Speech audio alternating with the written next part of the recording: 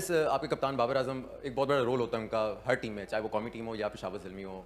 Recent पास में उनकी performance उस तरह से नहीं आ रही। क्या उनकी परफॉर्मेंस ना होना इम्पैक्ट कर रहा है पेशावर ज़ल्मी की, ये जो 2 आपने मैचेस खेले हैं?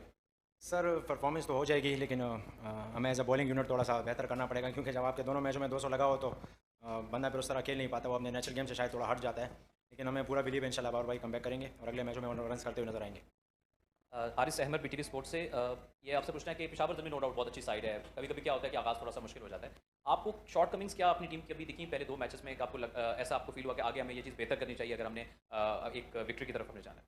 देखिए, अगर दोनों मैच देखें तो दोनों साइड से दोनों पावर प्लेस बॉलिंग में बैटिंग में ये अगर बेहतर हो जाए ना, एज अ बॉलिंग यूनिट भी एज अ बैटिंग यूनिट भी, क्योंकि हम बैटिंग में विकेट गंवा रहे हैं और बॉलिंग में रन दे रहे हैं, तो वहाँ से मोमेंटम दूसरी टीम को शिफ्ट हो जाता है। तो मुझे जो लगता है ये 2 चीज़ें हैं ना, जो दोनों साइडों की बैटिंग में भी पावर प्ले और बॉलिंग में भी पावर प्ले, ये अगर हम कैश कर जाए ना तो हम आसानी से मैच जीत सकते हैं।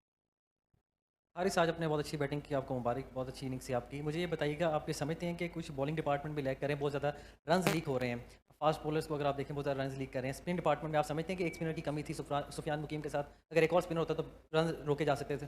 सर आज हमने एक्स्ट्रा स्पिनर खिलाया था, जॉर्ज लैंडे को हमने खिलाया था, लेकिन मुझे लगता है कि बिल्कुल बहुत ज़्यादा लेग कर रहे हैं। थोड़ा सा हमें विकेट को असेस करने में मुश्किल हो रही है। ये वो वाली पिंडी पिच नहीं है कि हम माइंडसेट डिपेंड करता है कि हम वही आए हुए कि बस फास्ट बॉलर के ये 240 वाली पिंडी है, ये 240 वाली पिंडी नहीं है।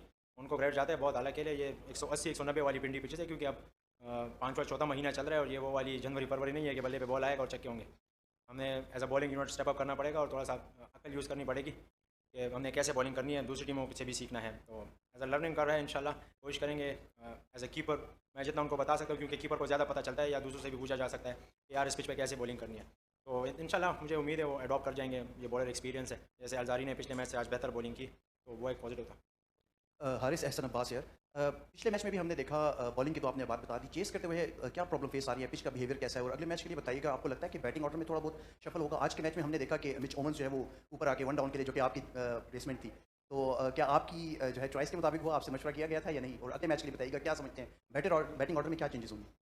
वेल टारगेट पे डिपेंड करता है, चूँकि 240 टारगेट था, तो मिचेल ओवन चूँकि एज एन ओपनर बहुत अच्छा खेलता है, तो हमारे 2 ओपनर माशाल्लाह काफ़ी अच्छा परफॉर्म करते हुए आ रहे थे पिछले 2 सालों से, तो उनको तो आप चेंज नहीं कर सकते। तो बिल्कुल मुझसे कहा गया, मैंने कहा कोई बात नहीं आजू भाई, जैसे आपको बेहतर लगे वैसे। तो अल्हम्दुलिल्लाह उसने हमें अच्छा स्टार्ट दिया था, और जिस तरह उसने बिग बैश में खेला मिचेल ओवन ने, तो डिज़र्व भी करता है नंबर 3 पे हो या ओपनर, जैसे भी उसको बेहतर लगे, लेकिन वो अच्छा खेला। और कोशिश यही है कि एज अ बैटिंग हमें चेस करना पड़ेगा, चाहे जितने भी रन हो, क्योंकि अगर हमारी बॉलिंग ऐसी है तो अब हमें as a batting unit step करना पड़ेगा। हम उनको बता ही सकते हैं कि आप चीज़ों को ओवरकम करें, लेकिन एज अ बैटिंग यूनिट भी हमें स्टेप अप करना पड़ेगा कि कम से कम एटलीस्ट हम फाइटिंग तो करें। दोनों मैच हम तकरीबन 80 से और 100 रन से हार गए, तो फाइटिंग चीज़ नज़र आनी चाहिए एज अ बैटिंग यूनिट भी।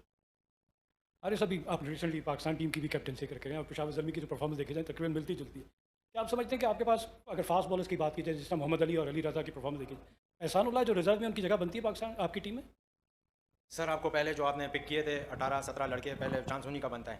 अगर फॉर एग्जांपल मुझे पहले पिक किया गया और किसी दूसरा विकेट कीपर चाहे वो कोई भी हो, वो बाद में आया तो वो डिज़र्व नहीं करता मेरे ख्याल से। तो आपके पहले चॉइस बंदे हैं, पहले उनको ही मौका मिलना चाहिए। और एहसानुल्लाह अभी पूरे उस तरह रिदम में नहीं है, उसको थोड़ा सा टाइम लगेगा, और हमें उम्मीद है इंशाल्लाह आगे अगर वो मैचेस खेलेगा तो बिल्कुल वो इम्पैक्ट डालेगा।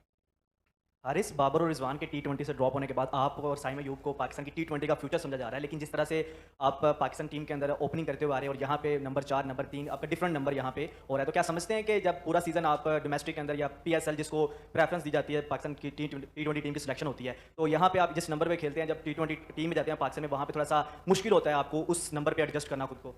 वेल मुझसे बात की गई है, और चूँकि न्यूजीलैंड टूर में फ़खर और साइम नहीं थे, तो अगर वो वापस आएंगे तो मुझसे बिल्कुल बात की गई है कि आप तीसरे या चौथे नंबर पे खेलोगे। तो मेरा रोल डिफाइन है और इसीलिए मैं तीसरे चौथे पे ही खेल रहा हूँ, क्योंकि आगा सलमान भी है, और जब साइम और फ़खर आएंगे तो वो आपको अपना नजर आएंगे। अस्सलाम वालेकुम हारिस। अस्सलाम वालेकुम हारिस, अबू बकर तारिक फ्रॉम क्विक।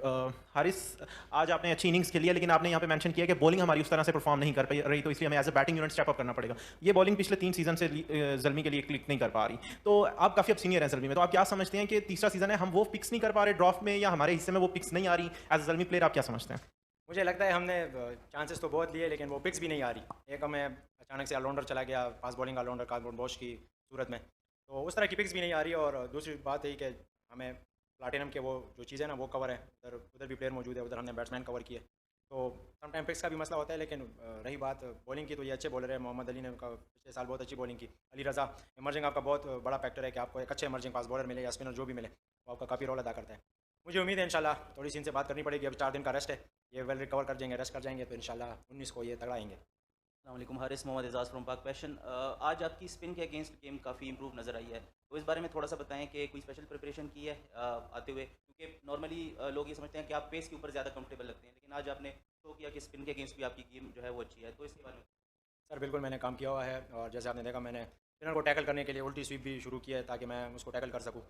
उसके साथ मैंने थोड़ा सा आज अकल भी यूज़ किया है, सिंगल भी निकालूँ क्योंकि स्पिनर पे मैं बहुत ज़्यादा ट्राई करता हूँ, जिसकी वजह से मैं आउट हो जाता हूँ। सम टाइम उनमें अपिश लगता है, क्योंकि स्पिन स्लो होता है ना, तो उस पर अपिश मारता हूँ, तो जैसे आज भी देखो मैं आउट हो गया। तो फास्ट बॉलर चूँकि तेज़ करता है तो उस पर लग जाती है। अगर आपने देखा तो नसीम शाह को भी शायद पता चला था, उसने एक भी तेज़ नहीं की। मैंने कहा यार तेज़ करो लेकिन उसने एक भी तेज़ नहीं की। तो बिल्कुल स्पिन पे अपनी गेम इंप्रूव की है, और लोगों से पूछते रहते हैं। बिल्कुल हमें भी आपकी बातें पहुंचती है कि यार इसको इस चीज़ पे काम करना चाहिए, बिल्कुल करते हैं हम, एक्सेप्ट करते हैं अपनी गलतियाँ, उस पर काम करते हैं। Last question please.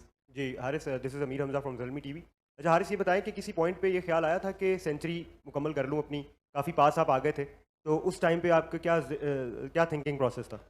Sir thinking process यही था कि जितना अपनी टीम के लिए कर सकता हूँ। अगर अपनी सेंचुरी का सोचता तो मैं आराम से सिंगल भी निकाल सकता था और अपनी 100 कर जाता, क्योंकि तीनों रहते थे। लेकिन कोशिश यही की कि टीम के लिए मैक्सिमम करूँ, तभी मैंने ट्राई लिया। और रन रेट का सोच रहा था, क्योंकि ये बाद में काम आने हैं, क्योंकि जितना जैसे चेस तो नहीं हो सकता, 3 में 100 नहीं हो सकता था, लेकिन कोशिश की कि 3 में 40-45 के करीब हो, ताकि वो जो हारने की वो है ना वो कम हो बाद में, क्योंकि रन रेट ने काम आना है।